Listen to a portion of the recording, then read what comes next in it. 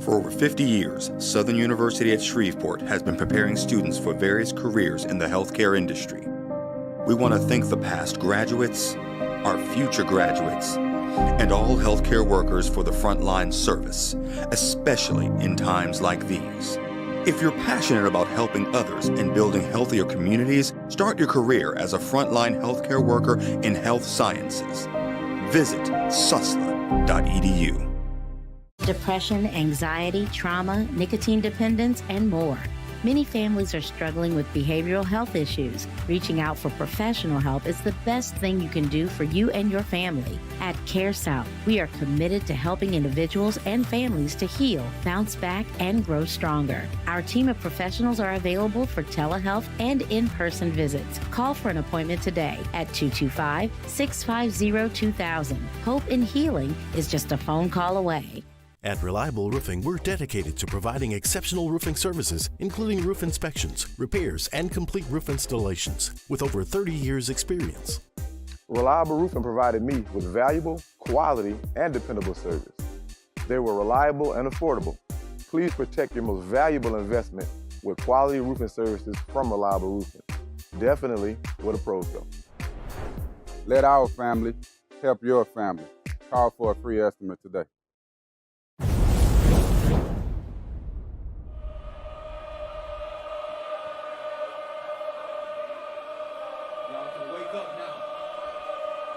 Tupac.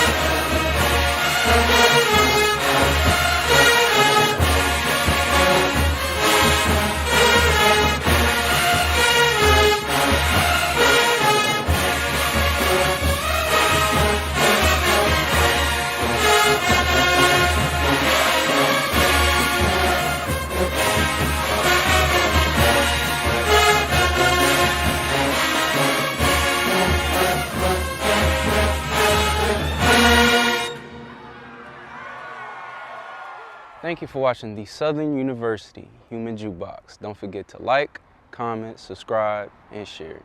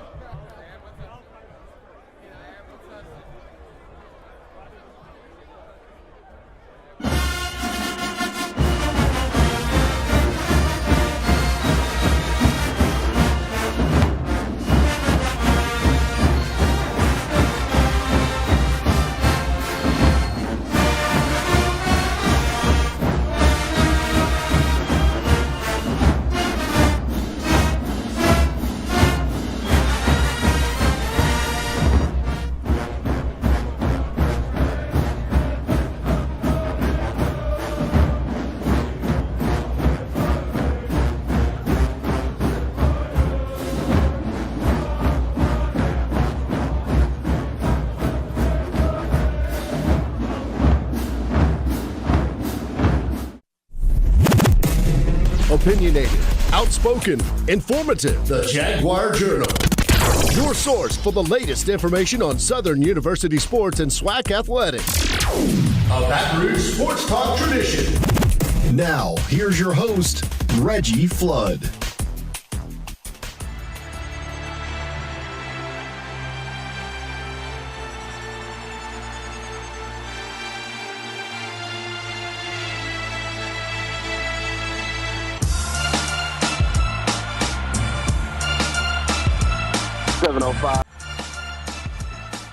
Good morning, good morning, good morning. It's a Jaguar Saturday, and we are ready to rock and roll. I'm Reggie Flood, and the man that sits on my left, he's my right-hand man. Perry White is going to be joining us in a little while. We have a full show. Mark Gray is going to join us at 7:30. Jim Klein Peter is going to join us at 8, and around 8:30, a name that is familiar to a lot of Jaguars, people who have followed the Jaguar football program for a number of years. Kenyatta Sparks is going to join us around 8:30 as he'll join us and he'll give us all the information, full information on our coach Sean Wallace, one of our favorite Jaguars. We know that Sean is in the battle right now, in the battle against that dreaded cancer. And Kenyatta and Sean are like they're basically they're brothers, they're family. And Kenyatta and Sean's family, wife and daughters, and their whole group, they have been rallying around and rallying the Jaguar Nation to help Coach Sean Wallace, who is now Coach Sean Wallace, as he battles. And we're going to be in the fight with him, and we are going to help him do and pull through and fight this battle. So this is a fight, and we're behind him. We're with him. We're beside him. So Kenyatta is going to join us, and we're going to talk about the Sean Strong campaign and what you guys can do to help support Sean as he is in this battle. So Kenyatta Sparks is going to join us, and of course we're going to chop it up as the Jaguars take on Texas Southern. The Texas Southern Tigers are coming to town. I talked to some of them this week, had a couple of them on my daily show, and they're excited. They're bringing an alumni bus, the Ocean of Soul alumni coming down, football alumni. So they're excited about the game, and the Jaguars need this to stay competitive in the SWAC West. The Jaguars have on a 2-game losing streak to Texas Southern. They lost the last 2 times they played. Unprecedented. You know, that's not a usual occurrence that the Jags would take losses to Texas Southern, but they lost the last 2, so they have a little chip on their shoulder. And not only did they lose the last 2, they got shut out the last time they played them. So there is definitely some things on the mind of the Jaguars as they get Texas Southern. And if I'm not mistaken, I think this is not the first time, but we haven't played Texas Southern in Mumford Stadium in 4 years, if I'm not mistaken. I think it's been 4 years since we played Texas Southern at home. So it's going to be interesting. Texas Southern without their star quarterback, Andrew Body. And they are going to – we haven't seen them. We've seen them without Andrew Body. They played FAMU real tough last week, jumped out to a 14-0 lead on FAMU. FAMU was able to come back and win the game 31-21. So, you know, Texas Southern is a tough team. They like to run the ball. They have the leading rusher in the SWAC. The Jaguars' defense is the leading defense against the run in the conference. So it's going to be it's going to be tough. It's going to be a contrast in styles. Can Southern continue to stop the run? Can Texas Southern run the ball? So it's going to be a fight of wills in this game. Can the offense for Southern get on track? You know, we saw some signs last week, but we also saw the offense continue to sputter. We saw a special teams touchdown last week. We saw the defense give up some things, but then come back and play real tough and be able to shut Bethune-Cookman down. So when Perry gets in, we'll go over that Bethune-Cookman game talk about Southern and how they played in that game. It was some hit or misses. Bethune-Cookman they haven't won a game, but they aren't a terrible team, but they aren't a great team either.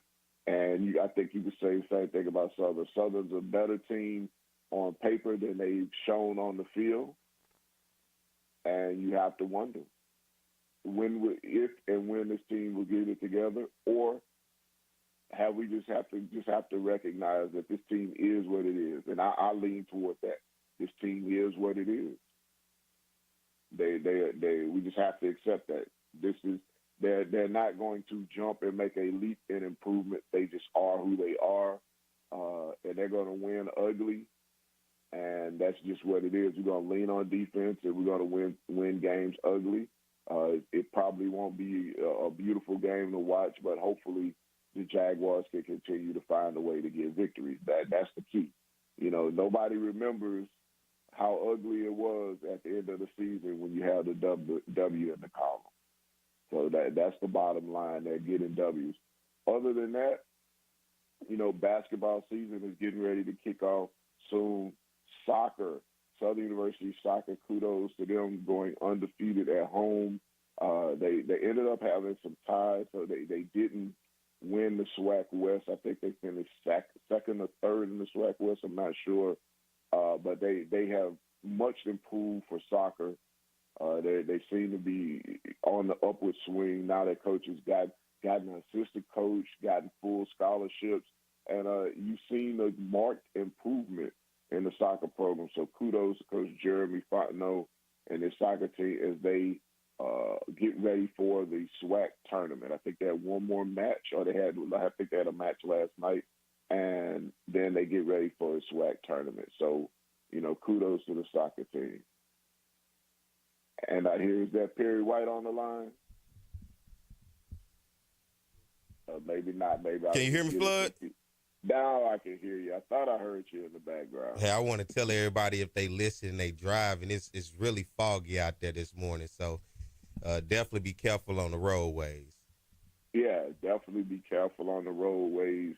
Hopefully it will be burned off by later on today, by 10 or 11 today, because we know we had the big tragic accident on I-55 with the pileups and stuff, so we don't want to do that again. So let's be careful out there in that weather, man, because it's really foggy. The smoke is blowing in from the swamp fires, and I understand it's supposed to have that what they call a super fog in some spots again this morning. So definitely be careful. Oh yeah, man, because I know people will be traveling in today. A big game, getting people in from Houston and all around the different areas here in the region. Man, I'm looking forward to this game. Southern got his back up against the wall for this one. This one, what you kind of consider one of those trap games. Southern season is right there in front of them. The entire SWAC West is there. Texas Southern, Alcorn, Prairie View, and Grambling. So you got to come in this game right here puts you on the right foot, especially getting ready for a matchup with Alcorn next week. And you never want to overlook an opponent, too. So with this one, Southern going to have to get ready to come to play, Flood. And, when you talk about a 2-game losing streak, that's kind of tough.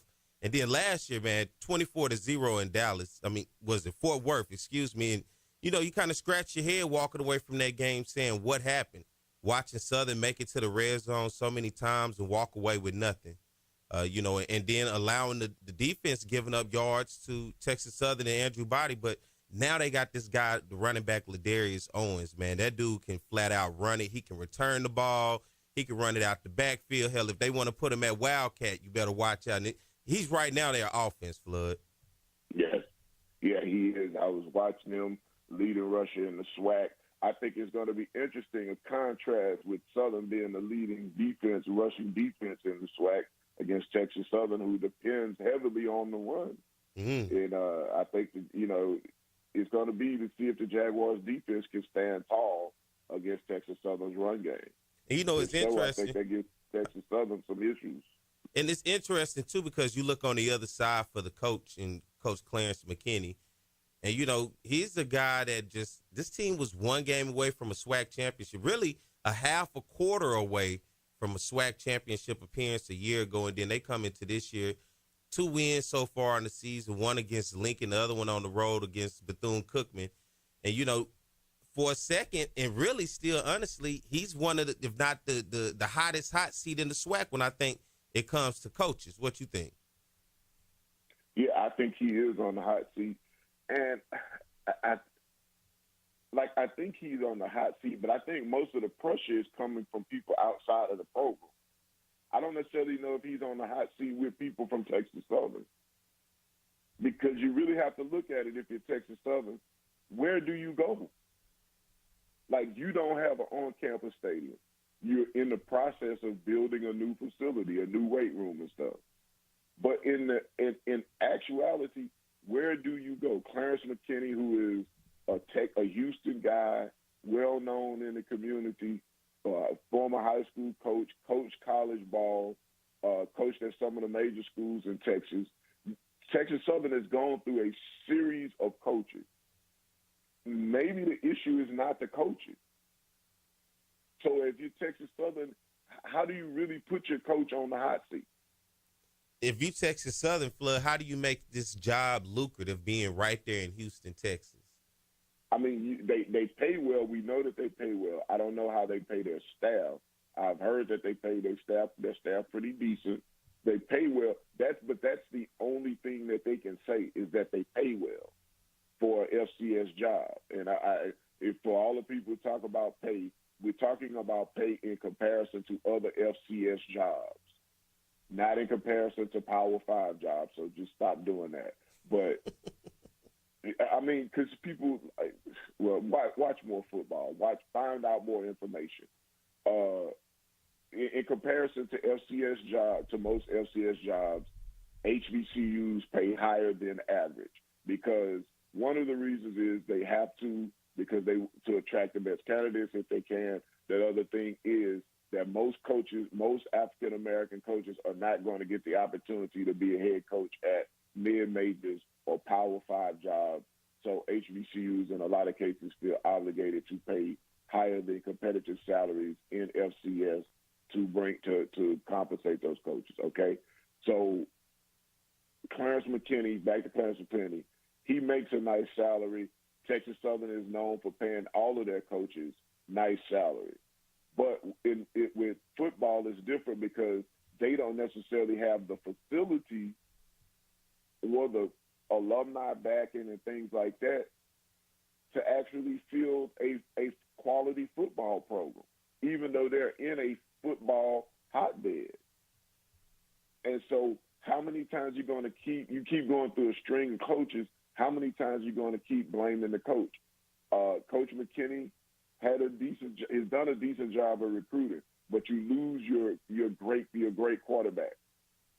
So now you're struggling again. But you don't have the facilities, or you don't have the ability to build depth to be able to compensate for that. You know, so is he really on the hot seat? From the people that I talked to from Texas Southern, I haven't heard any of them say he's on the hot seat. I hear that coming from people from the outside of Texas Southern, because they make the assumption because he hadn't won that they're on the hot seat. But the fact is, for Texas Southern, he's had pretty good success outside of the moments when Johnny Cole was doing what he was doing. Coach McKinney has really built this into, for Texas Southern, somewhat of a success. Well, if that's how you want to measure that success, I'm good on Texas Southern. I think Clarence McKinney is on the hot seat. I think if he don't win today and he gets in the back end of this schedule and don't pull out any victories, you look at right now, they already have a loss to Grambling, and Grambling played them pretty well. But right now they got to come in today, and that's what makes this game all around circle like that trap game for me. A team who probably ain't got nothing to lose, Flood, who can come in and hit you in the mouth and get physical with you. And that's what I want to see out of Southern today. When we talk about an identity, you talk about trying to find what an offense is going to look like. You know, Gary Quarles can run the ball. Now Kendrick Grimes has emerged last week as a guy that can get over 100 yards. You get those two guys going and open up the run game and commit to the run game if those guys can get it to you. And then you pound and ground. You know, take the pressure so much off of Harold Blood, who to me, still hasn't processed where his receivers need to be to feel comfortable enough to release the ball. He's still eyeing them down, and he's holding on to the ball too long. You know, if he can get the ball out a lot quicker and they can run that ball today, I think Southern can be successful today. And the way Southern's defense, you know, started out slow against Bethune-Cookman, but found a way through the next two quarters, the second and third quarter, to really do what they needed to do against Bethune. Southern has the recipe, Flood. If they can put it together and make it work, the recipe is there. It's just not blending right now. Yeah, and I said it before you came on. I just think this team is what they are. I mean, they're a talented team. I think it's blended. I just don't think we like the way it tastes and looks. Like, this missing something, man. We got to add a little something to this. Exactly. So I think it is what it is. I'm looking at the clock, man. We need to take a break. We need to stay on the clock. Let's take a break right now. Let's take a break. When we come back on the other side, we'll continue the conversation. Mark Gray is joining us, right? Let's see if he's up. All right. Let's stay tuned. It's the Jaguar Journal. For over 50 years, Southern University at Shreveport has been preparing students for various careers in the healthcare industry.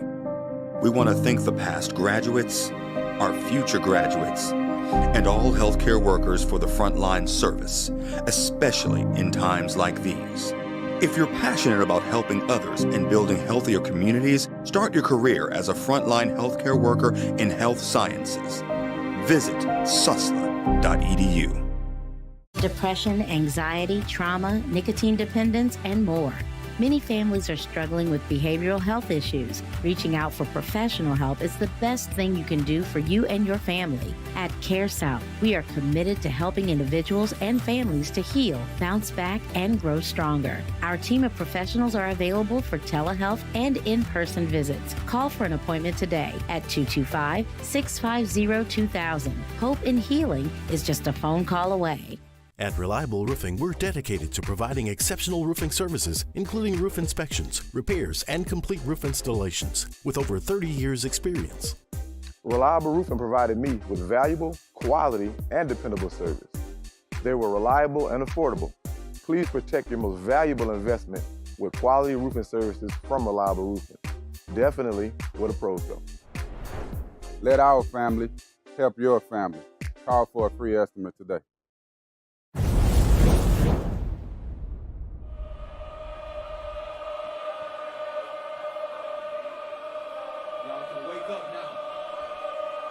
Tupac.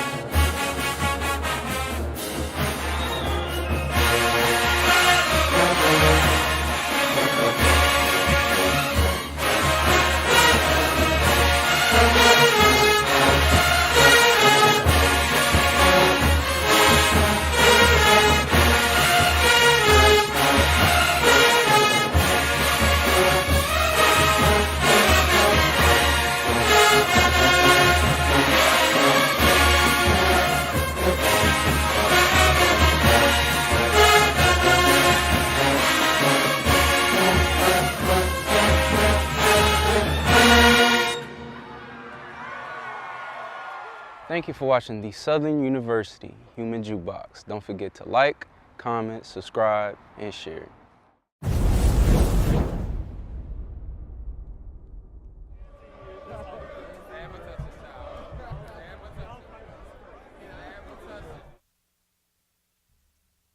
All right, it's the Jaguar Journal. We are back. I'm Perry White. He is Reggie Flood, getting it rocking and rolling this morning. Once again, if you out on the roadways, if you're traveling into Baton Rouge or wherever you're going, be safe out there. It is quite foggy this morning. Take your time. No need to be in a rush, and be aware of all around you so you can get to your destination safe. And as we continue to go on with today's show, man, we got a very special guest. He's up and Adam over there on the East Coast. Want to welcome to the Jaguar Journal this morning, my man Mark Gray. Good morning. What's up, bro? How you doing? Good, man. What's the word? What's going on, Mark? Hey, Reggie, what's up, man? Hey, look, crunch time in college football season. You got the World Series, the start of basketball. What's not to love? You love baseball. I know that. What's going on over on that side? The golden time of sports, man. The golden time of sports. It is, man. It is, because unlike March, where it's all basketball, here it's like you got a smorgasbord of everything. And how about that game one last night, bro? Man. Hell of a ball game. For those who do check me out on MLBGrow.com, I did pick the Rangers at 7 with Adolis Garcia being MVP. So at least 2-1 game, I know what I'm talking about. Give him his credit now. That's right. At least one game. You got to win 4. So, but we'll see how it works. What's been going on your end, Mark? Oh, man, it's been a crazy kind of season, man. As much as I love Southern, I did graduate from Oregon, and we couldn't do homecoming because some jackasses decided they was going to shoot up stuff, and they don't even go to the school, and it puts a stain on our program. Many wonderful things going on campus, and, to have it be derailed by that is really kind of disappointing. Then you learn Sean Wallace is dealing with stage 4 pancreatic cancer. That's one of my favorite Jags of all time. So that's kind of disheartening. It's a really interesting place to be right now, but we're breathing and we're trying to keep it moving, and gotta attack this world we in with positives instead of negatives. You dig? That's it, man.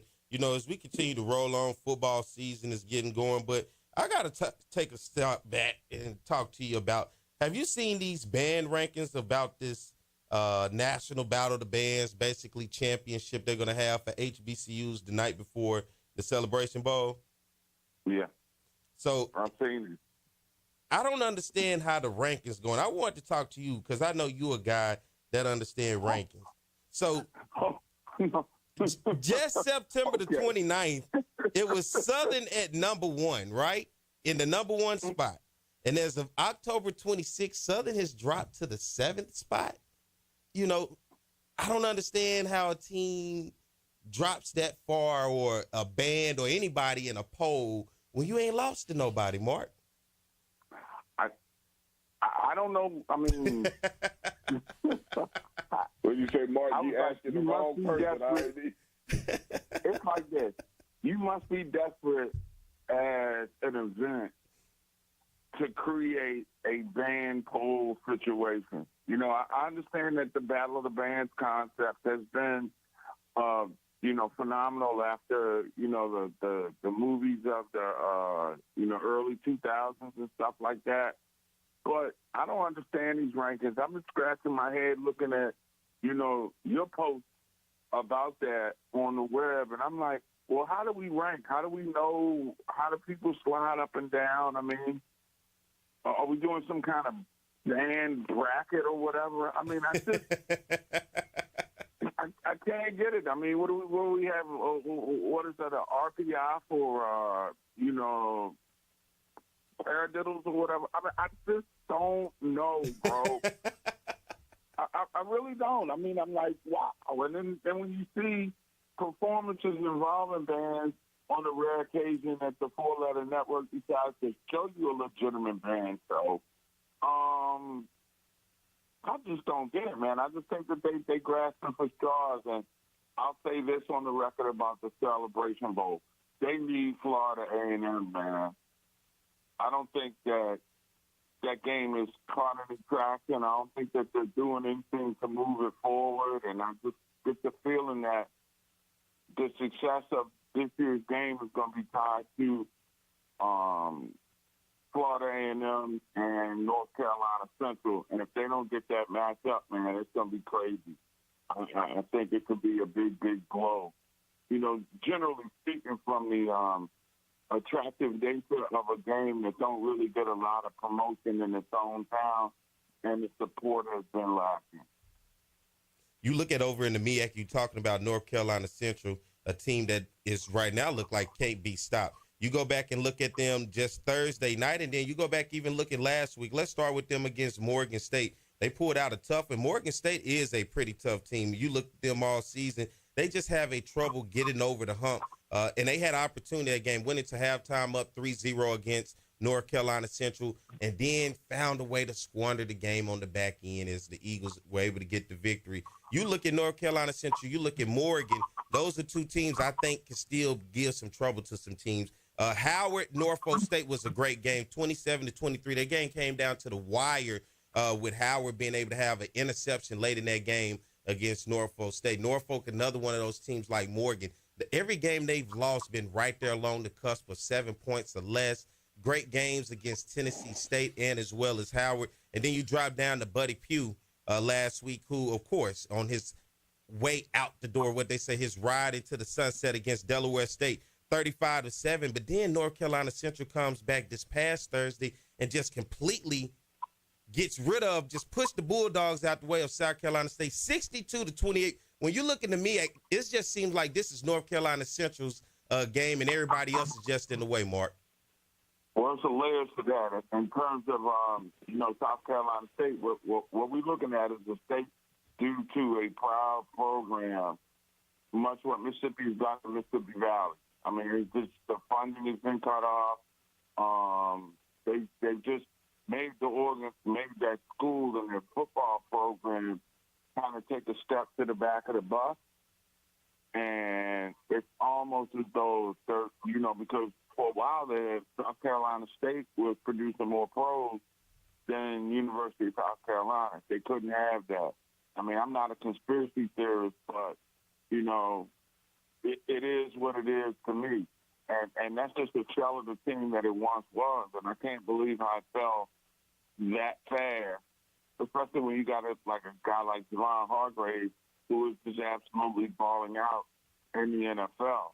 But you look up, and then, you mentioned Morgan. Morgan is a tough defensive team, but they have no quarterback.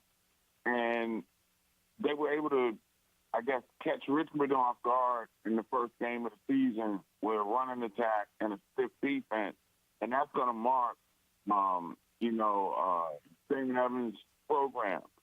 So the question becomes, where do they find a quarterback? I mean, it is what it is. You got to have that trigger man.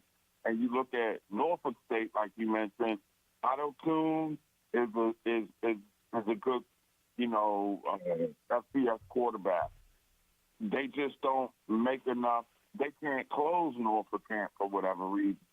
North Carolina Central is the best all-around team in the conference, and they one of those teams that could be in the situation where even if they slip up down the stretch, they might be able to get into the playoffs because they've been a top 20 team all year.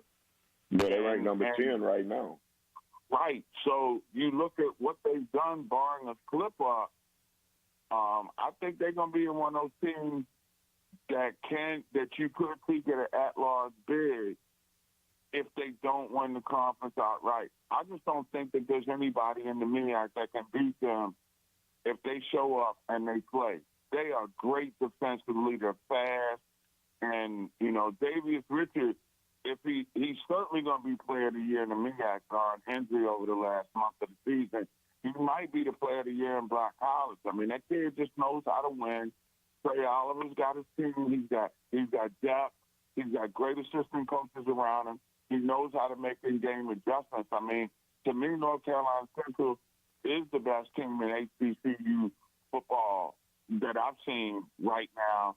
And I don't think that program is going away anytime soon. They're in a position where they got an attractive campus.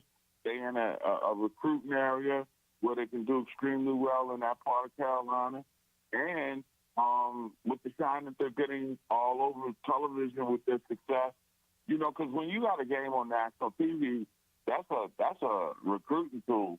And we'll have to say the best job of recruiting based upon what you see on the field, or they say the eye in the sky don't lie, the tape speaks the truth. I mean, when you put in the tape from North Carolina Central, you see a place that you can win, you can have fun, and you can go to the next level. So I just like the place there, and that's a great job that Trey Oliver's done. And, you know, it just proves that you don't need to have a big bombastic personality to be successful, and they doing it quiet. Yeah, I like the way Trey Oliver's running things too. And he had some things to say last year after winning the Celebration Bowl against Coach Deion Sanders. You know, he was like, man, I can coach too. You know, what's so hard about pulling me up? You know, if I just beat the guy you just pulled up. Exactly. And I agree with Coach Oliver, and I said the same thing. And I look at guys like Chennis Berry, Trey Oliver, and I'm looking at these guys. I'm saying, if we talking about lifting black coaches, like we lifting HBCUs, that was the spiel we were given, right? So if we talking about lifting black coaches, here we have a young, up-and-coming black coach who's recruiting well, who's beating your guy. So why isn't he in the running for the Colorado job or any other FBS job that's coming up? If this is the legit what we're doing legitimately, if this is real, you know. So I was with Coach Oliver on that. Well, you know what they say, the squeaky wheel gets the oil, and nobody squeaks better than Prime. So now the question becomes, real talk, is next year, what do you see at Colorado? They came out, they had the huff, you know, now it's something like, okay, now you got to make a move in your conference, whatever the conference looks like. You know what I'm saying? Because Pac-10, Pac-12, Pac whatever is going to be gone as we know it. So I guess they're going to move to, the Big 12 or something like that. Who knows? And we'll see what happens. But, you know, Trey Oliver is one of those guys that deserves a call-up. I'll tell you who else I think is doing a pretty job flying under the radar, Barry Scott at Howard. They just ain't consistent. But I'll tell you one thing. Eden James may be small, Edward James' son, but he can really play. And I think the disappointing thing in Howard this year has been Quentin Williams. I thought that he was in a position to take that next step to help Howard go. And he's so up and down that he keeps the opposition in games, and then Howard has to play because they're solid. They don't have North Carolina Central or Norfolk State or Morgan State type defense. But if you take some of the pressure off their defense with smart, efficient quarterback play, I think they would have been, you know, a little bit better at the top. But, you know, the way the MEAC works, you got 6 teams. They're in the throes of the conference schedule right now. The way that they set up the schedule, there should be no ties this year. So they still got a shot in the conference. And, you know, there's a little bit of a gauntlet that, if you want to call it that North Carolina Central has to navigate through. And at the very least, don't be shocked if Howard plays spoiler. They have enough talent to play with anybody in the conference. It's just that offensively, sometimes quarterback makes mistakes, head scratching mistakes, and they get away from the run a little bit too much. I think if they put more of an emphasis on the run with the talented backs that they have, they would be a lot better off. But Larry Scott, former coach at the University of Florida, I think he's a rising star. And if they can get any consistency from Williams, they're gonna be a tough out over the next 3 weeks for sure. Mark, let me ask you this. We've got about 4 minutes. Looking at the teams like a North Carolina A&T and a Hampton and over in the CAA, A&T is at a point where I don't even think they passed over 100 yards in a game so far this season. They're struggling. Then Hampton's starting to get into the meat of the conference, and you see both of them struggling. What's your thoughts of Hampton and North Carolina A&T and the state that they are within that conference? There goes the neighborhood. Well, my thing is this. It's like the MEAC is Motel 6. They still got the light on for both of those programs. So, so if they want to come back, the conference will take them back. And they might want to think about, everything being, better when you move forward. I never, and sometimes you get athletic administrators that just want to leave their thumbprint on a program. And I think that's where I'm not the biggest fan of Earl Helton, the AT, the AD at A&T, easy for me to say. I thought that was a bold.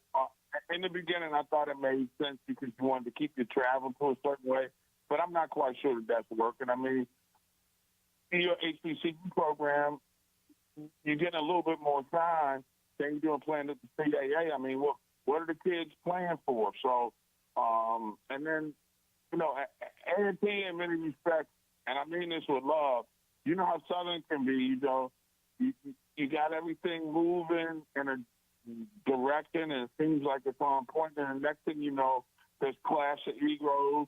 Some people have to be, superstars. Got about a minute. And I just think that in many respects, A&T did themselves a disservice, and Hampton hadn't put the emphasis in sport that they once did. So I think there were two big mistakes, and I think both those programs ultimately will end up coming back home. Flood, what you think about There Goes the Neighborhood? Yeah, man, that I think that was just their true feelings. Like, I honestly think that he voiced a lot of people's true feelings, and I think this whole thing has turned into a fiasco for A&T. A&T in particular, not so much Hampton, because I've always understood Hampton's agenda. Hampton's agenda, to me, in my opinion, was always to be accepted by people outside of the HBCU landscape. I think North Carolina A&T looked at it and basically said, "Okay, you want to see us take something that's strong and at the top of its game and make it fall? Hold my beer. I'm gonna show you how to do this." And that's basically what they did, for no particular reason.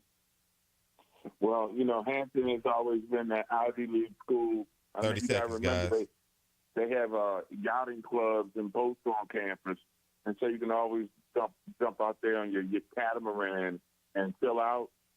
And I think Hampton is still out there on the catamaran as far as football is concerned, and it should be sinking, bro.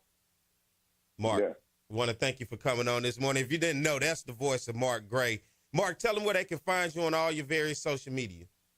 Hey, man, check out the HBCU Sports Nation. We lock and loaded on the HBCU Sports Nation fan page on Facebook every week. Push it out no later than Tuesday.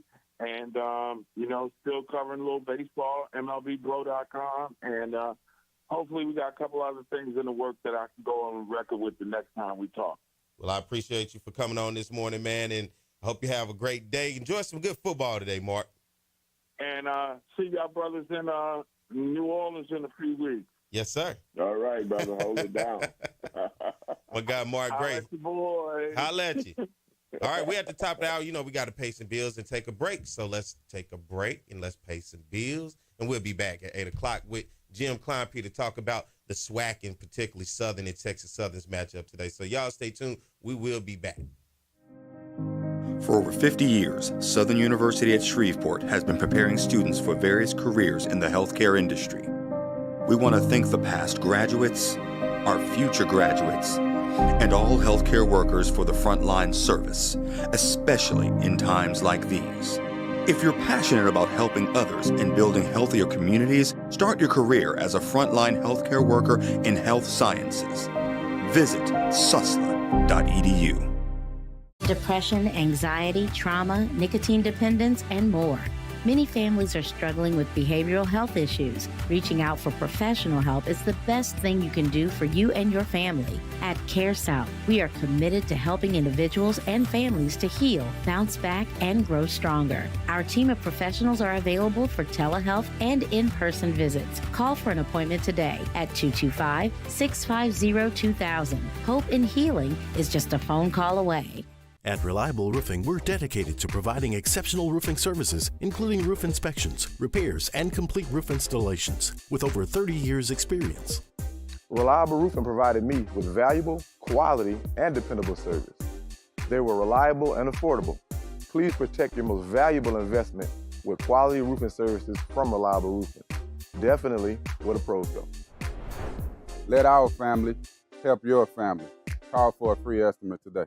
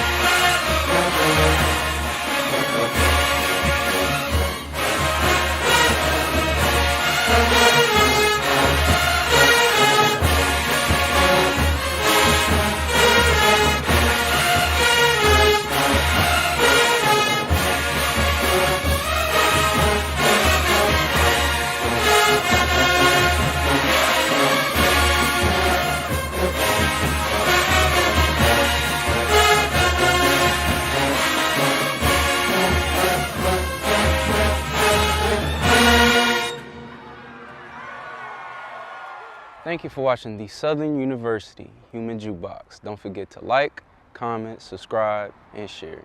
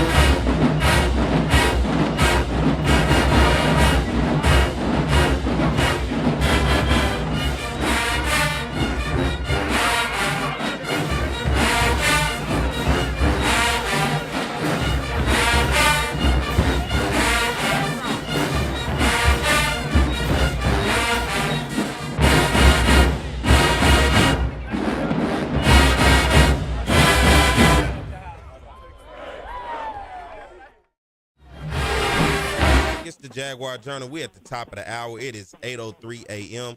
and get some feedback from one of y'all on here. Can you hear that, Mike? Hey, Mike, you pie down that news. The news. There it is. Hello? There's some. There we go. We good? Everybody good? Yeah, there we go. We got the news potted down. We got Jim up on the line. I think we good. We're just trying to make sure everything works this morning. Everything works. Thank Mike. Everything works. It's good to go. And we back. It's the top of the hour. And guess what? We're going to keep this thing rolling. Flood, you know, behind me, I'm watching on the TV. I'm watching this 2001 butt-whooping Southern put on UAPB. And this has to be one of the worst field conditions I've seen in Mumford Stadium. You remember that game? It looked like it must have been a monsoon before the game. Yeah, it was. If I remember correctly, it was. Super muddy. I'm looking at the field, man. I'm glad we got turf. And let's talk about the Jaguars, who's playing on the turf today at A.W. Mumford Stadium against Texas Southern. My man from the Advocate, and he's like the third member. He's the other guy that comes on sometime with the other guys. And this is my man, Jim Klein-Peter. Good morning, Jim. Good morning, Perry. Good morning, Reggie. Good morning, Jim. Jim, you've been covering these Jaguars just like we have all season, but instead of talking about them, you get an opportunity to write about them and talk about so far some of the things you have written about the Jaguars in terms of how they look this season as a football team. Well, I found them to be, still inconsistent on offense, leaving too many points on the field. Maybe I'm being too harsh on them, but they've got a new quarterback, so that's part of it. But they seem to get on a roll and drive. They have some of the longest drives I've seen, and then they'll go three and out, three drives in a row. So that's a little bit troubling. The defense has been rock solid all year. I'd say except for that Jackson State game, I don't know what happened to them there. But, and the special teams has been good most of the season except for that one game where they against Florida A&M. So, I think they're still in position to do what they want to do and win the West Division. They don't have as much room for error anymore. They've got this final run of games, and they've got to pull it together. You look at the conference as a whole. You look at Southern's opponents so far this season. You got Alabama State in a tough loss to start the season on the road. You come home against a team like Jackson State, who's still just right there. They're not a bad team, but they're just right there in the SWAC. Then you come back on the backside, get victories against Alabama A&M, Pine Bluff, Lincoln, and Bethune-Cookman. Southern has won 4 of its last 5 games. They're 4-1 in their last 5. But so far from you, Jim, not just speaking on Southern, but from Southern's opponents so far, what have you seen from your perspective of SWAC opponents thus far, of the teams that Southern has taken on? Well, it looks like the West is up for grabs. I don't think there's a great team in the West. I think FAMU is head and shoulders above the East teams. I think maybe Jackson State is a little bit better than the others, but they lost to Alabama State too. So that's the way I see it. The West is up for grabs. I wouldn't be surprised if it ends up like last year. It comes down to the Bayou Classic before we know who's going to represent the West. And that's, I think Southern's got a really, really tough game next week against Alcorn. I think that might determine what happens. You got something, Flood? Yeah, I'm good. Y'all go ahead. Okay. Jim, so far from Southern's offense, and I mean, let's just circle that one. I know you talked about it briefly. What would you like to see more in terms of this offense from just your observation? Well, I think it seems like they don't have a lot of rhythm. They go in fits and starts. They're committing too many penalties, lots of holding penalties, and that really kills drives. But then they seem to have a quick strike capability too. I mean, Blood has thrown some nice balls, some nice deep balls, right on the money with some of these guys. But I think when you're running the ball better, they are running the ball a little better. But I remember it seemed like their play selection wasn't very good. they were trying to run on first down. They had like 8 men in the backfield. I don't know. This is against Bethune, and they were trying to put the game away. They had a 2-score lead, and trying to put the game away, and they couldn't move the ball. And they just seem to fall into these funks. And I guess you got to give credit to the other team sometimes too. But I think the running game is better. It's still not where it needs to be. Yeah, you talk about those penalties. Last week, 13 penalties for a total of 115 yards.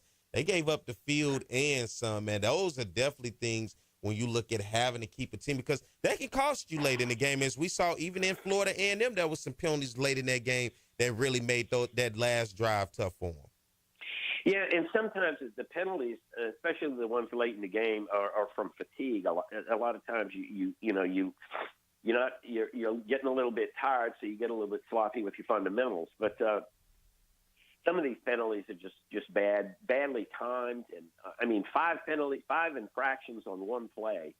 I don't think I've ever seen that in any football game at any point in my life. So, and what's interesting, Jim, in Southern's past 2 games against Lincoln and as well as against Bethune-Cookman, they given up 100 yards just in the penalty area alone.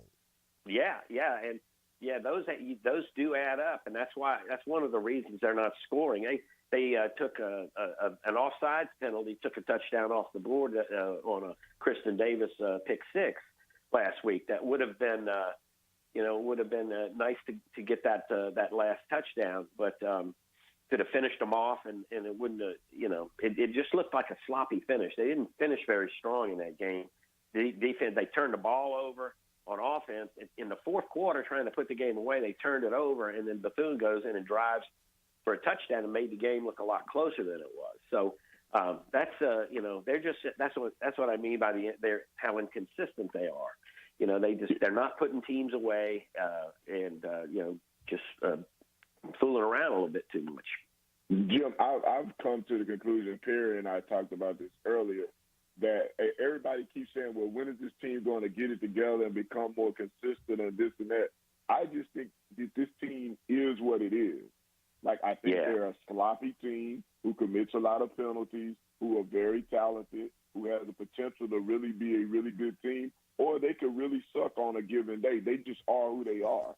And I think at some point, I don't know if the fan base ever will or the people watching ever will, but they're going to have to embrace it or not embrace that.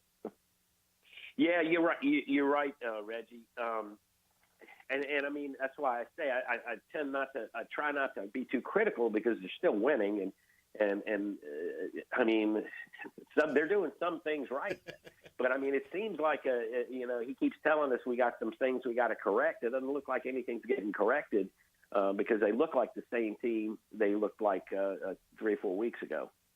Yeah, you got something there. I think we just have to get over the gaslighting. Yeah. I think once we get over the gaslighting and everything is corrected immediately, as soon as you ask the question about when it's going to be corrected, we've gotten that straight. We're that's in the rearview mirror. Once we get past that gaslighting and just realize that this team is what it is, and this is the type of team that they're going to be, and that the way that they're going to win games is pretty much going to be ugly. Yeah, you're probably right, but they could still clean up a little bit and still look that way. Yeah, exactly. Jim, let me ask you this. You look at this team so far, and this is a spot I'm gonna put you on. For you, who seems to have been a guy that came off on your radar that you weren't looking at before on this team? It doesn't matter what area of the game for Southern is, but what's a guy that has stood out to you that has made you really look at him? And then what is a guy to you that has underachieved so far this year on this program, where you had probably some high expectations and high hopes for the guy? Well, boy, that's hard. The guy that I think has really stepped up this year is Kelby Givens at defensive end. He plays hard. You see him playing hard every play. He hustles. He gets after people. He causes turnovers. He causes quarterback hurries with his pass rush. he's been all over. I see him downfield chasing people on big plays. So I like the way he's been playing. I think the secondary in the secondary is I think they solved some of their problems, but the secondary tackling has been bad. Yeah. And I don't know. I wouldn't want to pick out a certain player, but the corners don't tackle very well. Davis and Johnson, and then Dimitri Morcell. I've seen them miss too many tackles. So the safeties are pretty good. I think Jordan Carter has been okay, but I don't know if I could say a disappointment. Maybe. What's his name? The number 9, the running back that set the record. Kobe Dillon. Kobe Dillon. Yeah, I mean, he hasn't. I was expecting maybe him to give them that power running option, and he doesn't get the ball very much anymore. So it looks like it looks like Kendrick Grimes has, he's really, I think, their best running back. And he's the guy that they want on the field, obviously, because of his receiving skills are better than any of the other backs too. So those are the guys I think. Rhymes has stuck out to me. A lot tougher runner, but then again, I mean, he's had 2 or 3 fumbles this year too. So. Yeah, I want to see his consistency. That's what I like with Kendrick. I want to see his consistency. Can he maintain being a near or over 100-yard back? Why do you think they go with Gary Quarles, where they seem to put him in a position a little bit more than what we've seen with Kendrick Grimes? Well, I know if I asked that question to Dooley, he'd say because of his experience. He's got 5 years, and you start him, and then you bring in the other guy. And I think he'd tell you who starts doesn't really matter, but Quarles has had some moments. He's had some good moments. He's just, he's a small back, so he's good at slipping through the cracks and everything, hiding behind the big offensive lineman. But he's not a power runner. He's strong for his size, but he's still not a power runner when he gets among the big boys. So I think Rhymes is a little bit better at that. But I would guess it was because of his experience and knowing the plays, and sometimes that's an underrated thing. Fans just see, what players do physically and what they do on a play, but what are they doing when they don't have the ball? And he's one of those guys that, he's probably always in the right place at the right time. Let me ask you this. What are Southern's tight ends' names? Because we have yet to see any of the tight ends be a part of this game. What are their names? What are the tight ends? Flood, do you know? I told you that's part of your not accepting thing, Perry. We don't have tight ends. Why do you keep talking about tight ends? We're in game 8 now? Maybe we'll see one that I don't know, man. Maybe that was 2 years ago. This coach does not use tight ends. Just face the reality. Every week we talk about tight ends. They don't use tight ends. Just let it go. They don't throw to them. Nope. They use them. They don't throw to them. They run. They block. They use them as blockers. So they're in there sometimes, but not very often. Hey, Jim, let me ask you this. You get a chance to not only see Harold Blood as the starting quarterback, but what has been your analysis on the guys behind Harold Blood in terms of the quarterback room? Well, I think the right guy's starting because the other quarterback, what's his name? Noah Bodden? Bodden. He's had a couple of late game appearances and managed to throw an interception in 5 or 6 snaps. So I think they're probably scared of having to go with him for a full game. He's got a great arm. He's got a better arm, stronger arm than Blood, I think, and maybe it's probably a little better runner. One of the things about Blood I've noticed that he can't run away from anybody too much. So he's got one of his problems early in the season was when he stepped up in the pocket, he wasn't moving quick enough, and he was getting sacked from behind, because instead of stepping away from the pass rush, and sometimes it's making a decision to go, so I think he's doing a better job of making up his mind. So he's nifty. He's gotten niftier in the pocket where he moves around to avoid the pressure. But sometimes he runs right into tackles. Sometimes he takes, instead of taking the open route he runs right into a tackle. And so I think he struggles with that. But I think that he's better than sitting on the bench. And maybe if Bodden played more, he wouldn't throw interceptions. But, he comes in and he runs a couple of plays, makes a couple of nice passes, and throws a pick. You can't put him out there. But that's the same. And to be truthful, I know people look at him and say he's 6'4", he looks the part, but that's actually the reason he struggled at Grambling. It was the same thing. It was feast or famine. It was he would come in, he would play well, then he would throw an interception or he would commit a turnover. So it's the same thing, the same issues that he had at Grambling. By the way, I just got a little inside scoop. All the tight ends are hurt. The young man from California had surgery this week. No. Dupree Fuller, yeah. Yeah.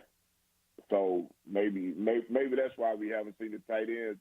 But that only accounts for this week or the past 2 weeks. Yeah. What are we in week 8? Where they been? Where they at? They must have been hurt all season. Yeah. Jim, special teams, before we get ready to get you out of here, what is Southern special teams and looks like for you thus far? Actually, I think they've been good, except for, like I said, that one game where so many stupid things happened on one play. But they've been good. The punting, Beauclan is a real good punter. I think a lot of SWAC teams would like to have him. Griffin has been putting the ball in the end zone on kickoffs, and he's when they put him out there for a field goal, he's pretty reliable. And I think they showed that the kickoff return game can put points on the board, and then I think Chandler Whitfield's going to break a punt return before long. He's really pretty good, and he had that muff. He did have that one muff against I think it was Sam. Yeah, and that was a costly one. Mm-hmm. But he's courageous about catching the ball, and if he gets a little room, he's a good punt returner. I'd look for him to break one before the season before the season ends. So I think their coverage teams have been pretty good for the most part. Today's opponent, Texas Southern, without their guy, Andrew Body, but they got another guy that's been all the offense for them, Ladarius Owens, the running back. And he also, in special teams, he's a return guy. He can bust you up for a big play or take it all the way to the house. What are you seeing out of Texas Southern just as they head into the game today? 2 wins on the season against Lincoln and against Bethune, but still one of those teams, if you get caught slacking, they will get you. Yeah, I think they're a dangerous team again. And I think playing at home is better in this situation for Southern, absolutely. But this is a dangerous team that if they underestimate them, and I don't think they will, especially after what happened last year. They know they got embarrassed last year. So, but I see Texas Southern as they give up a lot of yards. I don't know. This is a chance for Southern to bust out with its offense. If they can. That can stay consistently, but it's going to be interesting to see who wins that battle between who stops if Southern's run defense can stop Owens, because I think they're committed to running the ball. They're not going to give up because Southern stops them in the first quarter. They're going to keep running the ball at Southern, and Southern's going to have to stop them all 4 quarters running the ball. If they could put some pressure on that quarterback, they should be able to win this game comfortably. So. But that's a big if. You got to stop that run. This is a team that can beat them if Southern can't control Owens. All right, Professor Klein-Peter, you have been just every test this team has had every Saturday, you have graded it. It is midterms now. And I need you to grade Southern University football, Professor Klein-Peter, from offense, defense, and special team, F to an A. What do you have for us? Well, I'll give them a B- because they're above 500. It's like and I think they're still in position. I mean, this team can win the West. I think they're good enough to win the West. But it's like if they're gonna do that, they might drop a game before the end of the year. But that's gonna make it hard. But I give them a B- because they've beaten the teams. They pretty much beaten the teams they should have beaten, and they've overcome a lot. So. Big one against Texas Southern today. I'm looking forward to this one, man. This should be a great atmosphere, a good SWAC game, and then getting ready for Lorman next week. I mean, today and next week, it's going to be big, especially determining the SWAC West. SWAC West right now, Jim, you got Prairie View, Alcorn, and Southern all sitting right there. Prairie View goes on the road today to take on Florida A&M at their homecoming, and then you got Texas Southern coming in here today, and Alcorn, they're right there. If they win a game on the road today against Mississippi Valley, man, you got some things that can shape up after today, Jim. That's right. That's why I'm saying that game next week is going to I think, in my heart of hearts, I think that's the game for the West right there. Whoever wins that game will win the West. All right, that's my man, Jim Klein-Peter. Jim, want to thank you for coming on this morning, man. We appreciate you anytime you're able to make time for us here on the Jaguar Journal. I know it's typically a little early, but appreciate you. Yeah. It's always my pleasure. Thanks, thank you, Joe. Thanks, Reggie. All right, my man Jim Klein-Peter from the Advocate Flood. As we move forward here in the show, you look back over into the SWAC West last week, and we was talking about some teams where things could get interesting. And we already in week 9. Before you know it, we had been in the Bayou Classic.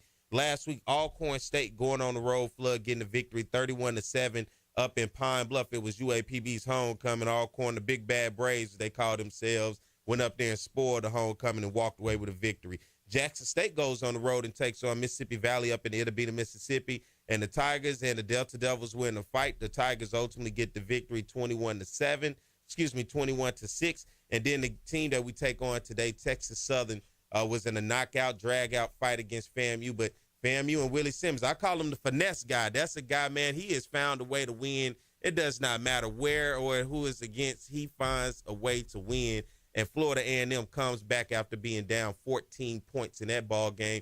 Had a big third quarter and pulled away late, 31-21 over in Houston, Texas, against Texas Southern. Texas Southern, I think, showed some things in that game that you can't take them lightly. You got to come out and play. And then Southern versus Bethune-Cookman last week. Southern getting the victory, 28-18. Southern in that ball game, 338 total yards, 156 in the air, 182 on the ground. 2 turnovers by way, 1 a fumble and an interception. Southern now improves to 3-1 in conference play against a Texas Southern team who so far has only had 1 victory in conference. Should set up a good matchup for Southern today. And in the grand scheme of things, you would say because of who it is and you see Southern record, Southern is the better team. They should go out and dominate. But something just settles in to let you know that Texas Southern ain't a team that just can be – I don't think they're going to lay down on you, Flood. No, I don't think they're going to lay down, but I think this is going to be one of those games where if Southern lets them hang around, then they could be in trouble. If Southern doesn't decide that they're going to come out and put points on the board early on in the game, they have some lapses then, and you let a team like Texas Southern hang around and build their confidence, then they could beat you. But I think it's the Southern's advantage that they are playing at home at Mumford Stadium. Against a group of Texas Southern players and coaches who've never really played in Mumford Stadium. Been since 2016, the last time Texas Southern came into Baton Rouge. And Flood, before we get ready to take a break, let's look around the SWAC today. Got some matchups. Southern, of course, against Texas Southern, 4 o'clock. The Magic City Classic today, Alabama A&M, Alabama State. Hey, they both did something in their last games, Flood, that was pretty, had Alabama looking around the SWAC. Alabama A&M goes on the road, beats Grambling. Alabama State goes on the road to Jackson State. Both the Alabamas beat those 2 schools, the 2 Tigers, for their homecoming. And then they meet today in a pivotal match in the Magic City Classic. Going to turn probably second place right now over in the SWAC West, SWAC East. But that should be a good one. Then you got Bethune-Cookman traveling up to Grambling. That's another one of those games where for Grambling, you kind of say, does it have trap game written all over? Because Bethune-Cookman has shown they'll play you tough. They're like Texas Southern. You got to come ready to play when you take them on. Tigers of Jackson State going on the road to Pine Bluff, two teams that haven't played each other in a while now because they rotated off of each other's schedule. The Tigers going up there to Pine Bluff. Can Pine Bluff get it done?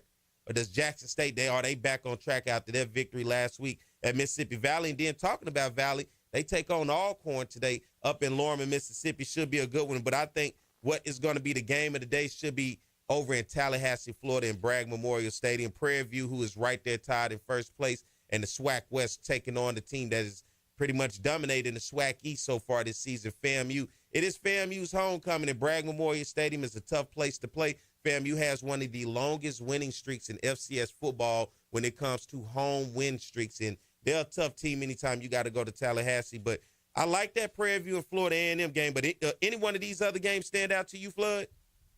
That's the game for me, Prairie View and Florida A&M. Everybody else, I don't think it's much of. Of course, the rivalry game, Alabama State, Alabama A&M, eyes will be on that. It'll be a big crowd. Who you got in that game? I'm gonna go with A&M. Okay. I'm gonna go with A&M. Okay. But yeah, I'm gonna go with A&M because they seem to have found their rhythm. Now just because I picked them, they'll lose the game, right? Every time. Every time. you know what's going to happen. That's just the death for A&M. But yeah, I'm gonna go with them. Okay, man. Look, any upsets you think could happen today? Don't take away the Southern Texas Southern game, but any one of these you think does Prairie View really have a damn chance in this? Do they really have a chance? So. I don't think so in Bragg Stadium. Woo, that's not place. Not with that rabid crowd that'll be at FAMU on the winning streak. I don't think so. But defense does travel. Does travel. Hey, man, listen. Bragg Memorial, their fans are so intimate with you. I mean, they up on you. They in your face. They may come sit down on the bench with you. They so close to you in Bragg. Yeah, Bragg Memorial Stadium, the stadium with no security. None. I'm telling you. If somebody security is completely obsolete at Bragg. They don't enforce any security rules, at least on the visitor side. And I'm surprised more incidents have not happened at Bragg Stadium, but that's just me. So many distractions. That is a tough place to play. But you don't think how does that work? Do you think FAMU pulls away, maybe blows them out, or do you think this game is actually closer than what people may think? No, I think FAMU. I think they go out and handle business. Okay. All right. Well, yeah, it's homecoming. Yeah. It's homecoming. They've harassed Prairie View all night. They've had people calling the players' rooms. They've had people on social media harassing the players and all of that. So they've done the whole gambit of things that Florida A&M does. They've done their due diligence, huh? Yeah. So now Prairie View doesn't stand a chance going into Tallahassee. All right. Well, let's handle business here and take a break. Oh man, we got this show. We're gonna keep on rolling. Y'all stay tuned. We'll be right back. More of the Jaguar Journal. For over 50 years, Southern University at Shreveport has been preparing students for various careers in the healthcare industry. We want to thank the past graduates, our future graduates, and all healthcare workers for the frontline service, especially in times like these. If you're passionate about helping others and building healthier communities, start your career as a frontline healthcare worker in health sciences. Visit susla.edu. Depression, anxiety, trauma, nicotine dependence, and more. Many families are struggling with behavioral health issues. Reaching out for professional help is the best thing you can do for you and your family. At CareSouth, we are committed to helping individuals and families to heal, bounce back, and grow stronger. Our team of professionals are available for telehealth and in-person visits. Call for an appointment today at 225-650-2000. Hope in healing is just a phone call away. At Reliable Roofing, we're dedicated to providing exceptional roofing services, including roof inspections, repairs, and complete roof installations, with over 30 years' experience. Reliable Roofing provided me with valuable, quality, and dependable service. They were reliable and affordable. Please protect your most valuable investment with quality roofing services from Reliable Roofing. Definitely where the pros go. Let our family help your family. Call for a free estimate today.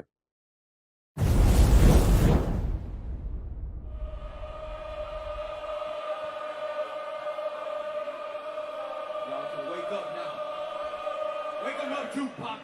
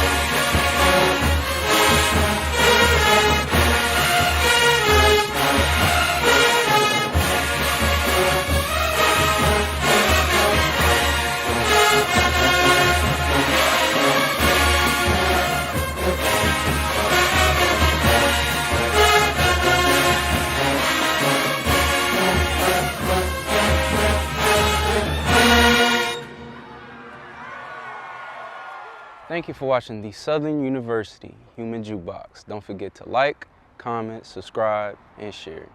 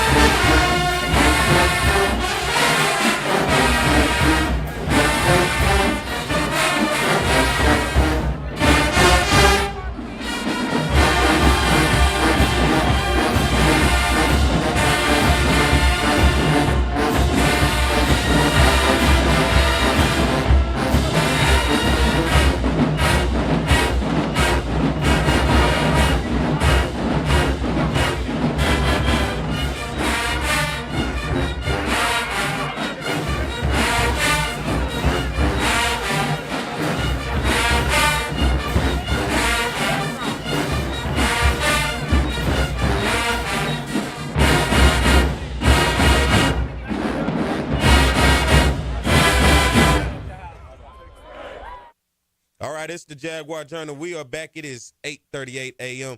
I'm Perry White. He's Reggie Flood. Flood, keep us going. Yeah, man, we have an important campaign going on. A lot of people have read about it. It's been all over the news and trying to support the program and what's going on. By the way, before we go, shouts out to everybody in Alexandria, Pineville, KTTP 1100. They're our affiliate in Pineville, broadcasting the Jaguar Journal. To shouts out to everybody at WBOK 1230 a.m. in New Orleans, broadcasting the Jaguar Journal. And I want to get that message out that we're on this campaign for one of our own. We're in the fight with him. And you've seen the Sean Strong campaign for our coach, Coach Sean Wallace, a Jaguar legend, number 25, played for Southern. Like a lot of people have mentioned, they're probably their favorite Jaguar. He was the honey badger before there was a honey badger. He was that guy. He was that guy making plays all over the field. Now in the coaching, he's done so much for the community and been such a good friend. And now it's time for the community to rally around him as he fights cancer. Well, one of the guys who was on the team with him and arguably one of the greatest kick returners, not arguably, he was one of the greatest kick returners to ever play at Southern University. Might be the fastest Jaguar to ever hit the field. And Coach Sean Wallace's best friend and brother, Kenyatta Sparks, is joining us to talk about the Sean Strong campaign and what we can do to help out Coach Sean Wallace. Kenyatta, how's it going? Kenyatta Sparks with us, ladies and gentlemen. Kenyatta, how's it going, man? Good morning, Reggie. Everything's going well, man. First of all, man, I want to thank you for allowing me to be on this morning, man. You know, this is definitely an important campaign. I'm blessed to be able to and afforded this opportunity to be on with you, man. So I don't take it lightly that you called out coming on with us. Oh, absolutely, man. So yeah, just for you to carve out the time, man, just to give us an opportunity, just to encourage everyone to continue to support, man. For those of you who don't know, it was announced a few weeks ago that Coach Sean Wallace was diagnosed with stage 4 pancreatic cancer. And there's been this, we're trying to been a groundswell of the Jaguar Nation and people in the community to raise money to help support him and just give him the moral and spiritual support that he needs. And Kenyatta being as close to Sean and his family, they are family. It has been in the forefront of that campaign, and that's why we have him on. Kenyatta, can you tell the people what's needed? What you guys want people to do in terms of this campaign? Well, actually, man, for everyone to continue to support the GoFundMe Now account that was established several weeks ago, man, the outpour of support once that got launched, man, was overwhelming, man. Not overwhelming from a sense of just shock, but just to see how the community can come together around 2-5, man. Like you said earlier, I've been knowing this brother for a long time. I want to assure everybody that from a mental standpoint, you're not going to find anybody more mentally tough than 2-5 than Sean Wallace, right? Obviously, I've been blessed to be able to witness this over the years, the fights that this young man has done personally to be the man that he is today, the husband that he is today, the father that he is today, the friend, the brother that he is today, man. Just to see the outpour of support is tremendous. So we definitely want everybody to continue to support the GoFundMe account that was established. Obviously, we have the Sean Strong T-shirts that are on sale now. Obviously, I can provide you with that link. But we have great news, man. We're actually going to be selling them on site today in front of the Tony Clayton Plaza. So anyone that is wanting to show their support by wearing the shirts today at the game, man, we will be having them on sale again in front of the Tony Clayton Plaza. And, obviously all proceeds will go to the Wallace Foundation. Obviously, one of the things that we recognize over the years, man, is just being able to give back to the individuals that's always been able to, pour into our lives and help us be who we are today. So, ironically, Sean started this foundation several years ago. And then to turn around and see that this foundation is going to be something that's going to help him in this fight, which wasn't the initial plan, but, man, God has always given us the answer to questions before, or to situations before they even occur, man. So, again, man, Rez, those are some of the things in which we have in place right now to allow the individuals to continue to show their support. And we do have several things coming up in the near future, other different fundraising events and endeavors. And obviously, I would love the opportunity to use this platform to keep that information out there as well. The door is always open to you. And for people who don't know, if you go to the Jaguar Journal Facebook page, you'll see a link to Sean Strong, or you'll see a link to be able to contribute to the GoFundMe. We'll have a link up on the Jaguar Journal page where you can also purchase your T-shirts through the Southern University Foundation. So we've been following up and trying to stay. It'll also be on my personal page, on the Reggie Flood personal page. So if you need that information, you'll be able to find it. But go to the Jaguar Journal page first if you want to contribute. In the Southern University Foundation, you can buy, if you're out of town and you want to contribute and purchase T-shirts, you can do that too through the Southern University Foundation link. So all of those things are available. Kenyatta, we know you guys being championship players on the field, but also in championships in life, you know, achieving things in life, man. And just to, you know, as you go about this and try to support Sean and his family as we go through this, man, we appreciate you coming on, appreciate you joining us, brother. And this platform is always open to you. Man, Reg, again, man, it's I don't know, you know, I don't want to make this about myself, but to have you ask me to come on and speak for my brother, man, it's a great feeling to know that you can be that connected to someone to be able to help them through a journey like this. But I would be remiss if I didn't let everyone know that's listening this morning that I need y'all to continue to pray, because this is going to be a battle that I know my brother is going to win. See, he is so obsessed to winning that he's going to fight this thing and win it, because he wants the world to know how he beat this thing. We all know Sean Wallace on the field, and now y'all getting ready to get a chance to see the Sean Wallace off the field. But I want to make sure that y'all keep his wife in your prayers. His wife is, man, I'm going to tell you, man, if she is standing strong with him, y'all.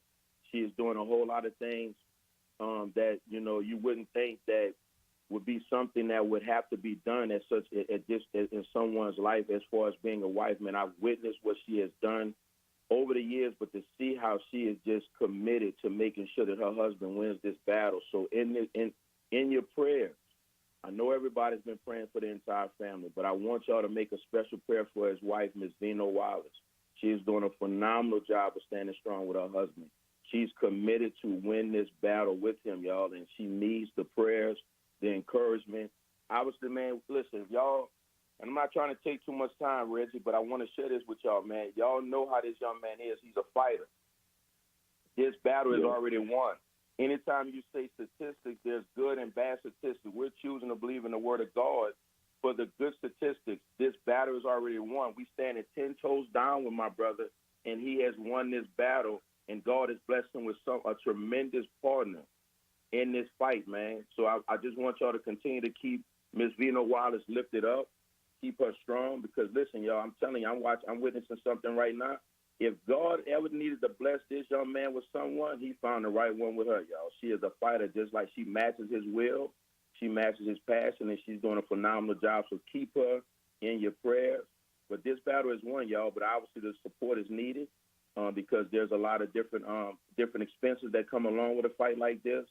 And obviously you don't plan for these things. So, man, the support is unbelievable. There is some other, you know, just like they had the gentleman who did the T-shirts, who blessed us, the band did a phenomenal job of stepping up to the plate, man, with what they've done. The gentleman that had the clothing store that did that for Sean. We got some of our family members and close classmates in New Orleans, in Algiers.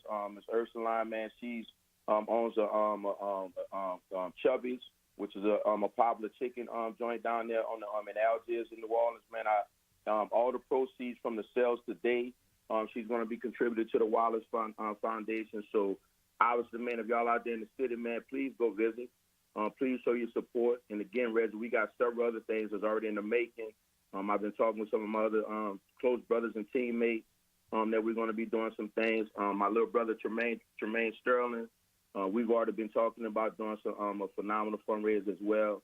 Right now in the logistic talks, but as we become close to finalizing everything, I will be back on to share with everybody how they can continue to support. All right, man. I appreciate it. We appreciate you, Kenyatta. And like I said, this platform is always open to you, brother. So we're going to make this happen, and we're going to all be in the fight together, man. So appreciate you, brother. Man, thank y'all so much, man. Go Jags, baby. Let's go get this victory tonight. That's right. Yeah. Let's go get this win. That's right, man. I see you this evening, man. Kenyatta, thank you, brother, for joining. All right, I'll see y'all out there. Y'all have a good day. You too. Kenyatta Sparks joining us, man. You can't, if you're not fired up now, you're not gonna be fired up. You don't have no spirit in those souls if you're not fired up and inspired to get in the fight and to help the Jags go get this victory. We got to take a quick break. When we come back on the other side, we'll come back and close it out. It's Perry White, Reggie Flood, Jaguar Journal. For over 50 years, Southern University at Shreveport has been preparing students for various careers in the healthcare industry. We want to thank the past graduates, our future graduates, and all healthcare workers for the frontline service, especially in times like these. If you're passionate about helping others and building healthier communities, start your career as a frontline healthcare worker in health sciences. Visit susla.edu. Depression, anxiety, trauma, nicotine dependence, and more.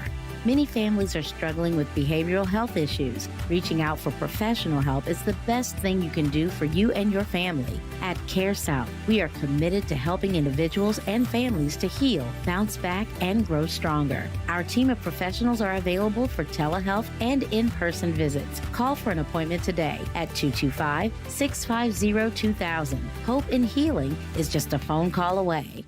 At Reliable Roofing, we're dedicated to providing exceptional roofing services, including roof inspections, repairs, and complete roof installations with over 30 years experience.